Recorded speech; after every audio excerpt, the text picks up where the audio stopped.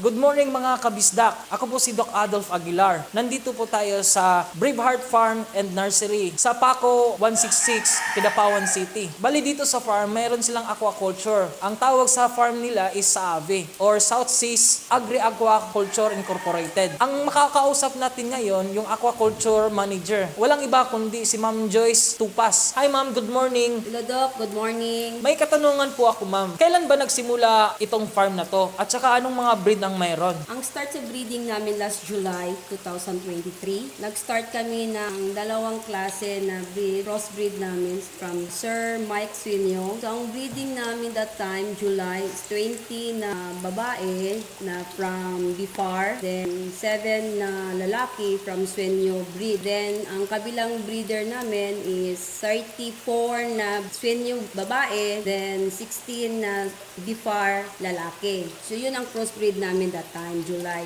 So nag-hatch kami since panibago pa, kaya namin mag-hatch ng sa 20 na babae, kaya namin is 15,000 a month or more. Sa kabila naman, sa 30,000, kaya na din namin ng at least nasa almost 20,000.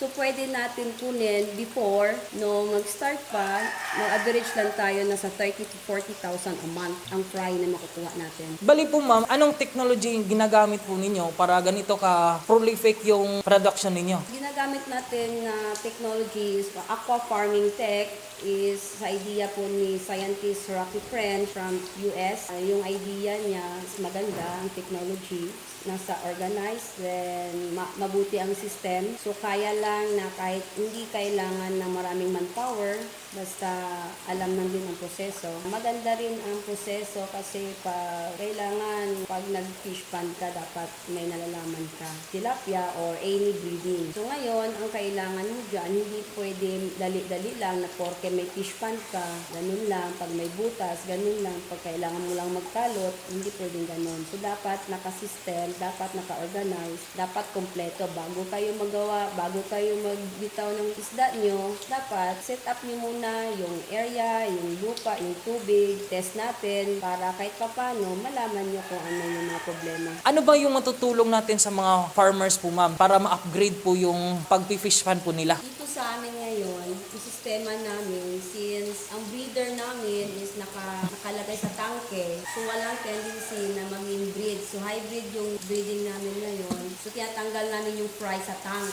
Then, marami kaming makukuha. So, pwede kami available yung fingerlings namin. So, walang chance na mag-inbreed sila. Kaysa ngayon, para makakatulong tayo sa individual farmers, kailangan natin una-una, kasi dito sa atin, ang problema natin is ang feeds. Medyo mahal ang feeds ngayon, lalo na sa fry. So, at saka fingerlings. Para makatulong tayo ng malaki sa farmers, ang ginagawa natin, tuturuan natin sila kung paano sila makaproduce ng as a natural food. So, tinuturuan namin sila sa proseso kung bibili sila dito ng fingerlings before sila pupunta. Pinapadala namin yung tubig nila para matest natin ang alkalinity ng water or hardness ng water. Then tinuturuan sila kung paano ang proseso, paano gawin, ano ang procedure para makaproduse sila ng natural food. Ang natural food is kailangan ng fingerlings. In 2 months time, makasave sila sa fry mass para sa fry o fingerlings na feeds. Kasi ang natural food na kailangan ng fingerlings habang maliliit pa sila,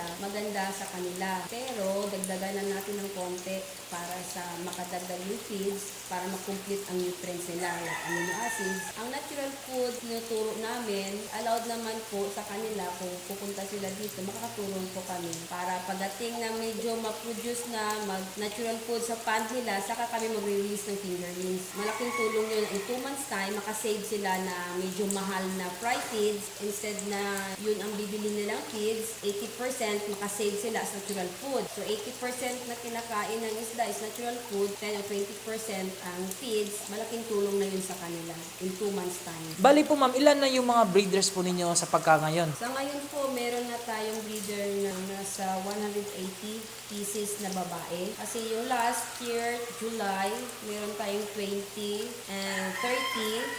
So ngayon, nag-start kami by January, nag-upgrade kami, sinubukan natin yung additional na breeder. Yung isang tank, nasa 75 heads na babae, tapos ang sinyo nasa 25 na lalaki. Pwede kayo mag 3:1, ng babae, isang lalaki. Depende kasi yan siya. Then, yung isa na tanki ko is nasa 60 babae, then 20 lang na lalaki. So, total nasa 180. Bali po ma'am, kung may mga farmers na gustong bumili dito, pwede ba dito or anong masasuggest po ninyo?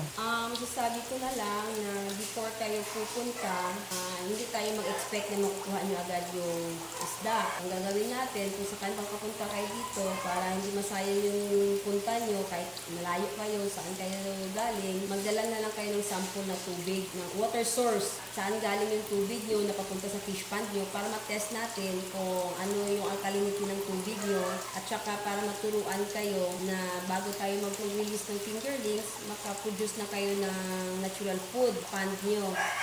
Kasi may mga proseso tayo, so kung susundin nyo lang yung proseso natin, walang problema. Maraming salamat po ma'am sa lahat ng mga information na binigay po ninyo. Malaking tulong po to sa mga farmers. Thank you, Doc. You're welcome po ma'am.